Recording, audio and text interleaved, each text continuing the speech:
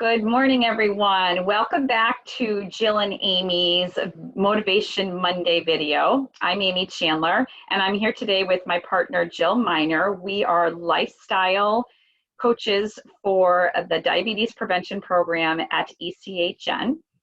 And today we want to talk to you guys about how to actually reach your goal. So last week, our video was about the 3 essential steps to formulating and creating a goal. And we talked about the fact that that goal should be realistic and doable. It should absolutely be enjoyable, and it needs to be flexible. So hopefully you've formed a goal for yourself around a healthy lifestyle. Today, what we're going to do is we're going to have Jill be the coachee and I will be the coach. And Jill is going to actually be sharing with us a real life healthy lifestyle goal that she's kind of struggling with right now. And we are going to put down on paper the action steps that she needs to now take to bring her that much closer to her goal. So Jill, welcome. Really happy and excited that you're willing to get out there and tell everybody what your goal is. So why don't we start with you reviewing the action plan guide and your goal. Absolutely. So I will bring up the action plan tool that we actually use in the diabetes prevention program. So the thing I love about the action plan is we kind of have sometimes these broader goals, and this really helps to kind of create a roadmap to achieve that goal. So it becomes very specific. So during each session, we create an action plan as a group. Each individual creates their own action plan. Sometimes we'll share ideas with one another and really kind of, bounce things off one another, brainstorm. We can hold each other accountable in the group. So right now, I'm struggling with staying physically active in a way that I was several months ago. So several months ago, I was teaching several fitness classes a week. I was also working out with some friends a couple of times a week, but with social distancing, that's been a real challenge. So although I'm making efforts to stay active every day, walking the dog, going on hikes with the kids, it's not the same intensity that I was doing several months ago. All right, so basically what I'm hearing, Jill, is that you're feeling like although you're still being physically active, you are recognizing that the intensity and the style of exercise that your body is used to has been a lot lower because of the situation that we're in. Is that correct? Absolutely. I know that the goal in the program is to get into that moderate zone. And I don't know what's below moderate, but I'm not quite there. Great. All right. Well, I like what you've written out here. You've decided that between now and either the next time we talk, or maybe you've decided next week this is what I'm going to do. You're looking to work out on purpose 3 times. So that's really great. But as we all know, many times we will say to ourselves, I'm going to work out 3 times next week, or I'm going to start including more vegetables into my daily nutrition. But unless we start fine-tuning that and getting some specifics on how to actually work out on purpose 3 times next week, we don't really get anywhere with it. So Jill, would you please now start to think about, I know you've already written it down, but what's actually going to happen? Where are you going to do this? When are you going to do this? For how long will you do this? So with that sort of number 3 in mind for this particular goal, I created 3 separate actions that I could do. Sometimes some of our participants, their goal might be between now and next session, I will sign up for a new fitness class. So they may only have a few actions. It doesn't always necessarily need to be 3. For instance, if they were going to sign up for a new fitness class, one of their actions might be just to research what fitness classes are available in the area. But for me, I picked 3 sort of different types of workouts just because I know that personally I like a lot of variety. So these are the 3 that I chose. One action is to try an Orange Theory workout. One action is to go on a more strenuous hike than the kind of gentle strolls I've been doing. And the third action is to teach a virtual fitness class. That's great. So you've actually taken it one step further from saying, I'm going to work out on purpose 3 times, to now specifically labeling what either those 3 times or 3 things will be. So why don't we look at action step number 1, try an Orange Theory workout, and now let's talk about that where, when, and for how long. So I picked, because those particular workouts, they're normally an in-person, it's like a location, it's nationwide, but they're offering virtual versions of their workouts on their website. So I can do that right at home. I'm thinking Monday morning might be a good day because it's Memorial Day. I'll have a little extra time. You know, the kids aren't getting ready for online learning that day. So there's a little bit more flexibility that morning. And if I remember correctly, when I looked at this a couple of weeks ago, it was about a 45-minute workout. Okay, great.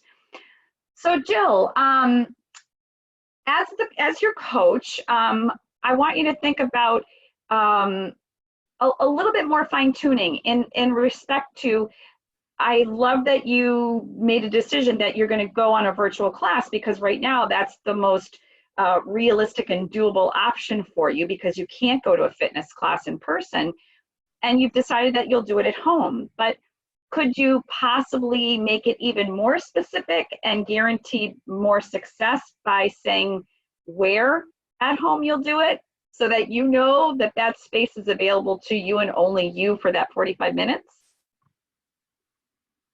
Absolutely. And now you're kind of making me think a little bit more about this. And if I remember correctly, the weather is going to be beautiful on Monday. So it might be in my best interest to take the computer outside to the back deck. I might actually be able to kind of create my own little sanctuary out there, and the fresh air I think would feel really good. So Yeah, it might entice me to get that workout in a little bit more if I knew it was going to be outside on the back deck. yep, that's great. That's great. So while we're at this moment in time, everybody, I just want to point out that you notice that I am not telling Jill or highly advising her what to do in order to work out 3 times. She has made these choices, and she is the one creating the ideas of how to do it.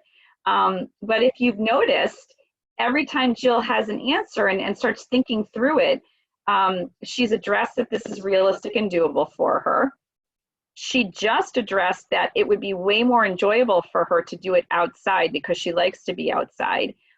And when I asked her a little bit more for specifics, there was that flexibility component to her answer. She's thinking on her feet and appreciating the fact that if she's flexible with this, it makes it more enjoyable and makes it more realistic and doable. So really, that's a great job for Jill to be able to recognize those things.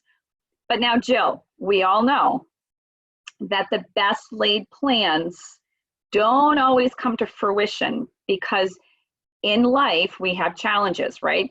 Right now we have a different set of challenges, but in our normal everyday lives, we've got responsibilities and we've got things that pop up, and weather plays a factor. So let's talk the next 2 steps about what could you foresee as being a challenge that might occur on Monday, and let's talk about the plan that you've kind of created in your head by writing down of a way to cope with that challenge. So we have a new puppy in our house, and he really likes shoelaces. So if I have on, you know, my good supportive sneakers to get in a workout, there have been moments where he is kind of trying to chew my shoelaces, and then I'm worried I'm going to kick him. So that's definitely a challenge. And actually, in kind of looking at this again, another challenge that I didn't write down is the fact that this is a 45-minute workout. And it's been a little while since I've done any more intense strength training. So the time frame could be a challenge as well for me. Okay, great. So you're saying 45 minutes might be just a little too much, and you're recognizing the fact that you're going to do your best to get through it, but you're also going to give yourself a little bit of leeway to say, I'm going to listen to my body and appreciate the fact that if I can only complete 30 minutes, that's okay. And then maybe next time I'm working towards the goal of getting to 45 minutes. I think that would be a good way to kind of look at it. Yeah, like you said, give myself a little flexibility, or, you know, even if I can't do the full 45 minutes at the intensity, just keeping my body moving in a way that's a little bit more than I have been doing. But if I can't quite keep up, it's okay. I'll get back there. That's great. That's great. So as you guys can see, Jill's got a really specific action step that she can take on Monday morning that fits right into her original goal of working out on purpose 3 times next week. Jill, you want to show us the slide of how you did this for all 3 of your action steps? Absolutely. So I went through that same process. Oops, let me go back one. For action 2, which is to go on a more strenuous hike. So again, I kind of picked out the where, when, how long, and a couple of potential challenges.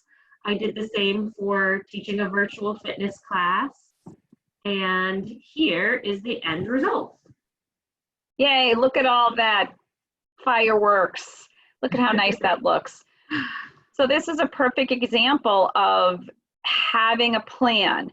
And instead of just kind of freewheeling it and saying, oh, you know, I really want to do this. I really think that if I work out 3 times on purpose next week, I'm going to reach my weight management goals, or I'm going to feel more energetic. I'm going to be stronger.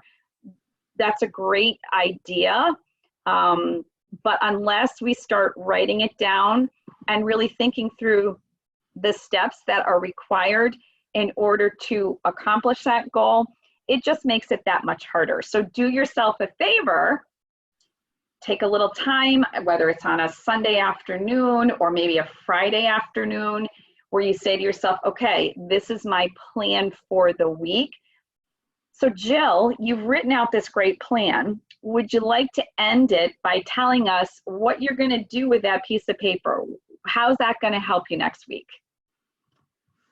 So right now it's housed on my desk, so I'm seeing it every day, but it might be even better to stick it right on the refrigerator where the other people in the house can also see my plan and hold me accountable.